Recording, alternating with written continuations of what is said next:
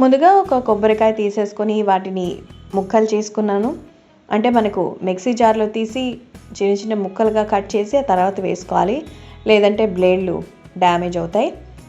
బాగా లేత కొబ్బరి కాకుండా ఇలాంటివి తీసుకోండి.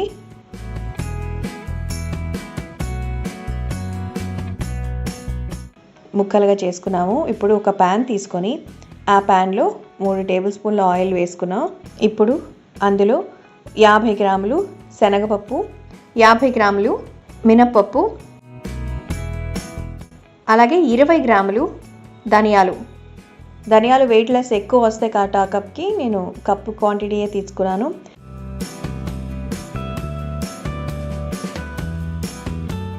అలాగే 2 టేబుల్ స్పూన్లు జీలకర్ర, 10 నుంచి 15 వరకు ఎండుమిర్చి. అంటే ఇది పొడి కదా, స్పైసీగా ఉంటే బాగుంటుంది. ఇవి బాగా మీడియం ఫ్లేమ్లో పెట్టుకొని గోల్డెన్ బ్రౌన్ కలర్ వచ్చే వరకు వేయించుకోవాలి. వేగిపోయాయి, తీసి కాసేపు ఆరబెట్టాలి. ఎందుకంటే మిక్సీ జార్లో అలాగే వేడివేడిగా వేసుకున్నాం అనుకోండి, బ్లేడ్లు ఎగిరిపోతాయి అంతే, ఇంట్లో మళ్ళీ తిట్లు. అందుకే కాస్త గోరువెచ్చగా చల్లారాక వేసుకున్నా మరీ బెటర్. వేసేసుకున్నాక ఇందులో కొద్దిగా చింతపండు, చిన్న నిమ్మకాయ సైజు దాదాపు ఒక 20 గ్రాముల వరకు చింతపండు వేసుకోవాలి. అలాగే 10 నుంచి 15 వెల్లుల్లి రెబ్బలు, 1 టేబుల్ స్పూన్ పసుపు, 1 టేబుల్ స్పూన్ సాల్ట్ వేసేసుకొని మిక్సీ పట్టుకోవాలి. సో ఇదంతా పొడిగా రావాలి మనకు. చూసారు కదా, అంతా డ్రై ఐటమ్స్ మన వేసా, ఆయిల్లో వేయించినవే కానీ మంచిగా పొడిగా వచ్చింది. ఇదంతా తీసి పక్కన పెట్టుకుందాం. ఇప్పుడు కొద్దిగా పొడి తీసేసి ఇందులోనే కొబ్బరి ముక్కలు వేసి పొడి చేసుకోవాలి. చూసారు కదా, అక్కడక్కడ కొబ్బరి ఉంది. మనం దాన్ని కూడా బాగా కలుపుకొని పొడి చేసుకోవాలి. కొబ్బరిలో కాస్త మాయిశ్చర్ ఉంటుంది కదా, అందువల్ల మనకి కొద్దిగా మెత్తగా కనిపిస్తుంది.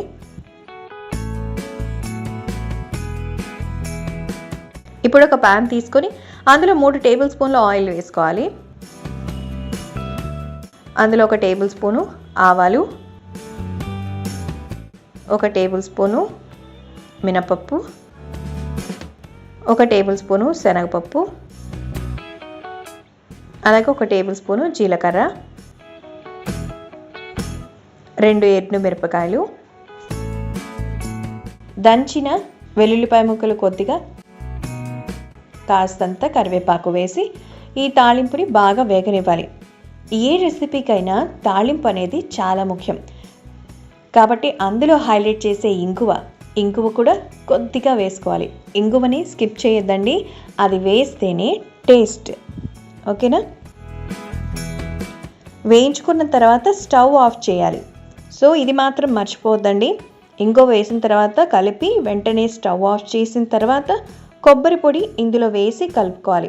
వేడి మీద వేయకూడదు, కలర్ మారిపోతుంది అండ్ టేస్ట్ కూడా డిఫరెన్స్ వచ్చేస్తుంది. కాబట్టి తాలింపు పెట్టేసుకోగానే స్టవ్ కట్టేసి మనం ఈ కొబ్బరి పొడి వేసి తిన్నంతా కలుపుకోవాలి.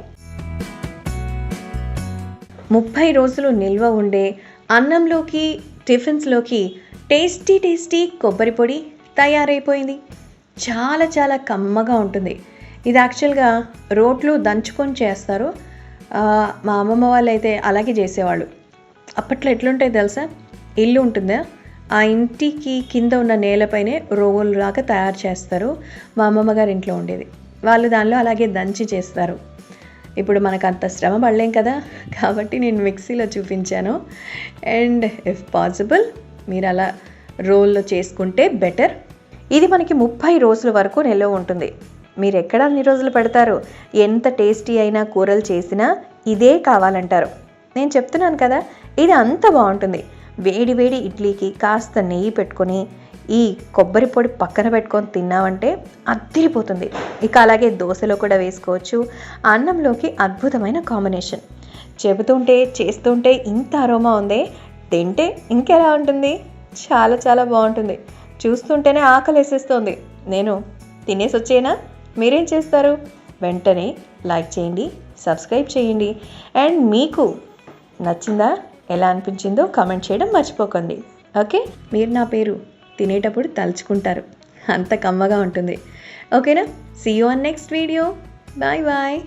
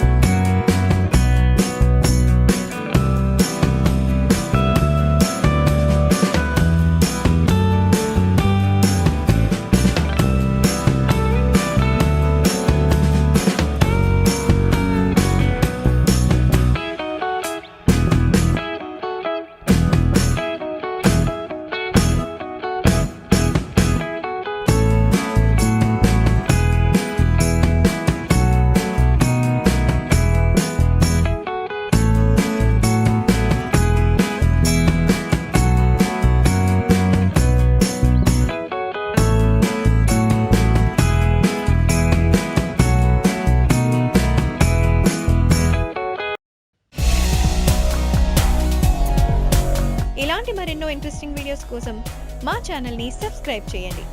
See you on next video.